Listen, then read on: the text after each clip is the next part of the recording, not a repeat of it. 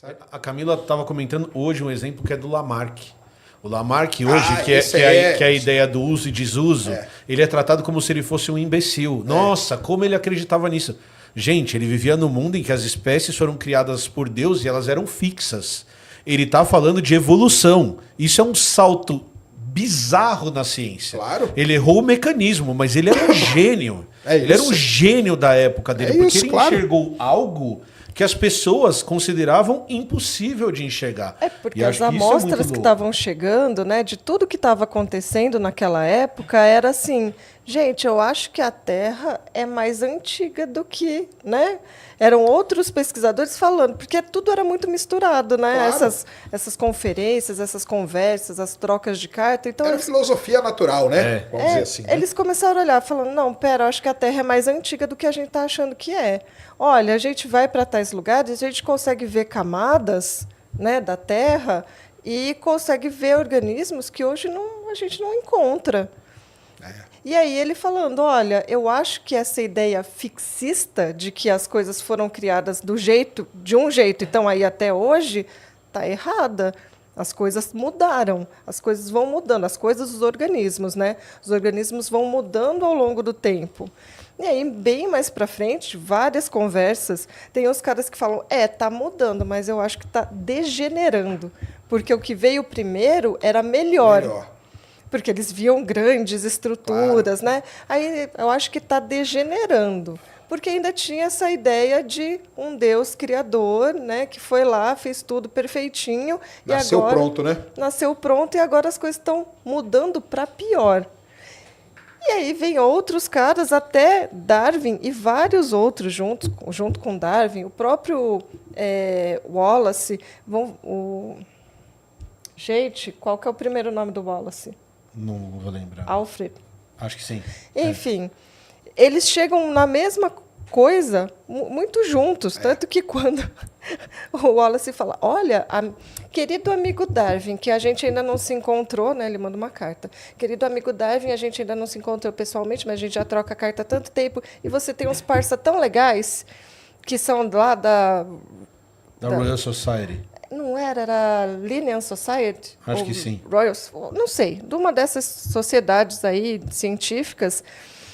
Você não pode mandar esse meu artiguinho aqui para eles? Olha o que eu descobri. Olha só o que eu estou pensando. Aí o Darwin lê e fala, menina, não é possível. É a mesma coisa que eu, né? A mesma coisa que eu. Aí ele escreve para os amiguinhos, amiguinhos, sabe aquilo que eu estou falando já tem um tempo? Tem 20 anos que eu estou escrevendo, desde que eu viajei lá e tal. Então, olha só o que eu recebi. O que eu faço agora? Aí os amiguinhos olham e falam, mano, publica. Não, mas e aí? E o Wallace e tal? Vamos fazer assim, ó. A gente leva o artigo, você escreve... Aí, ó, só com o pé agora. Escreve esse trem. Escreve e a gente publica os dois num artigo só. Então, como se vocês dois realmente tivessem chegado a essa conclusão ao mesmo tempo. Uhum. E aí, eu vou fazer uma introdução, o fulaninho vai fazer também a introdução dele e a gente solta esse artigo falando da origem das espécies por meio da seleção natural. Então, a ideia é apresentar a evolução falando desse mecanismo que é a seleção. E depois, lá para frente, os outros... Porque nessa época a gente não entendia a genética. Lembrando, voltando ao que você estava falando, os caras não sabiam nem como hereditariedade funcionava. O Darwin errou rude na questão da hereditariedade. Porque eles estavam assim, gente, mas como é que as coisas são passadas? Não tinha ideia de gene. Eles achavam que vinha, assim, ó, cada sistema... Eram pedacinhos, né? Mandava seus pedacinhos para daí fazer... o espermatozoide, né? Agora a gente já entende que não é isso, né? Não vai um pedacinho do coração, um pedacinho do pulmão, não.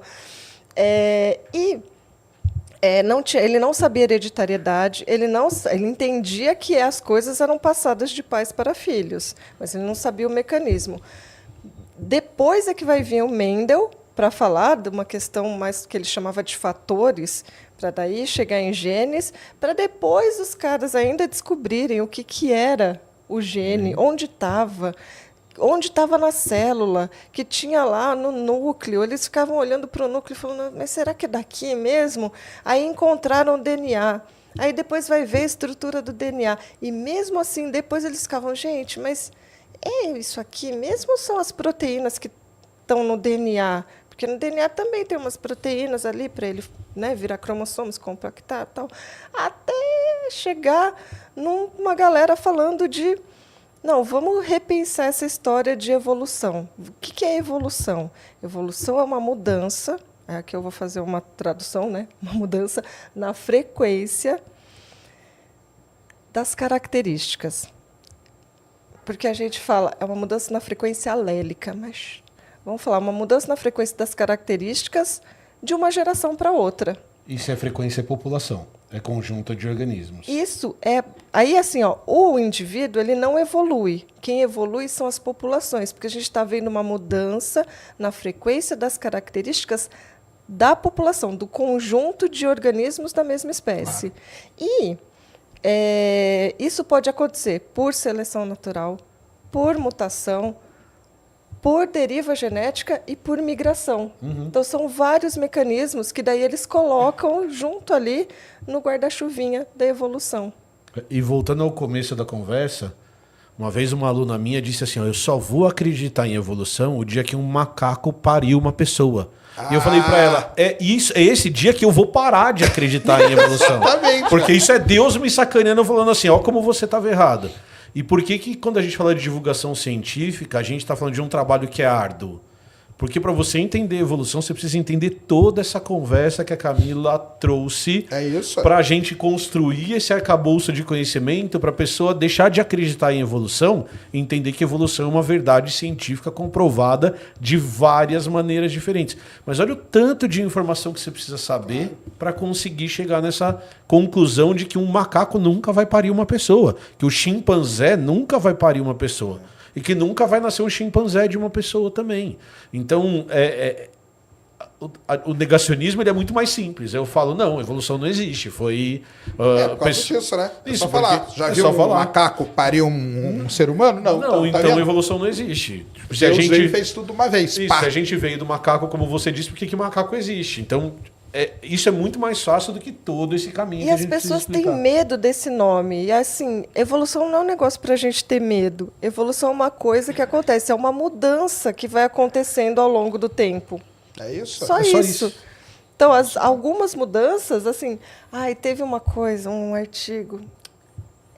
acho que da época da pandemia, ou um pouco antes, falando de peste negra. É muito legal esse artigo.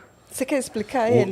Os caras eles começaram a olhar e começaram a tentar entender doenças autoimunes. Certo. Então a gente tem uma série de doenças autoimunes que são o nosso sistema imunológico atacando o próprio organismo.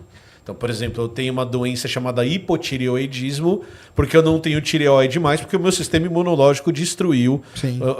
Entendeu tudo errado e falou, isso aqui não me pertence, vou lá matar. Foi lá e matou, certo? E aí os caras começaram a entender, mas será que existe alguma relação, tal? Como que funciona isso? Eles começaram a olhar para as pessoas hoje, principalmente para as pessoas com descendência europeia, e olhar com ascendência europeia, olhar para essas pessoas e falar assim, tá...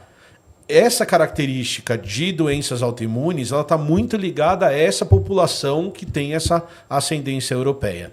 E aí eles levantaram a hipótese, será que existe alguma relação entre alguma doença e o surgimento de doenças autoimunes? Então eles pegaram cemitérios muito antigos na Europa. Então você vai para a Europa, você tem alguns cemitérios que têm 1000 anos. Claro. Que você vai ter gente enterrada lá desde sempre. E eles traçaram uma data que é uma data conhecida de peste negra. Então eles pegam numa data que é muito bem documentada e falam assim, nessa época a peste negra chegou e matou metade da população dessa cidade. Então eles faziam uma análise genética de antes da peste negra e de depois da peste negra.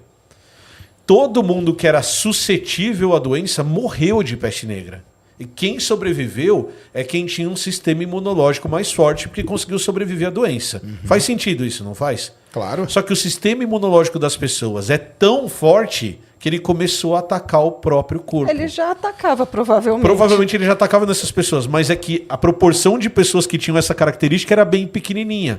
Quando a peste negra vem, mata todo mundo e só sobrevive quem é resistente. Claro. E aí esse gene aumenta na população e a porcentagem que você tem de doença autoimune nessa população é muito maior do que no resto da população do mundo. Okay. Por isso que a gente fala que a evolução não é direcional, a evolução não está tentando te melhorar, a evolução não está tentando te piorar, sim. A evolução não está tentando nada. E daí claramente dá para você ver que houve uma mudança na frequência das características daquela população. Né? Pronto, que evoluiu. Foi vantajosa em relação à peste negra, mas que trouxe um monte de problemas depois. Para outras coisas não é tão vantajosa. E aí quando aparecer essa outra coisa, vai ter a mudança que vai, e aí vai indo, né? Exato. É assim.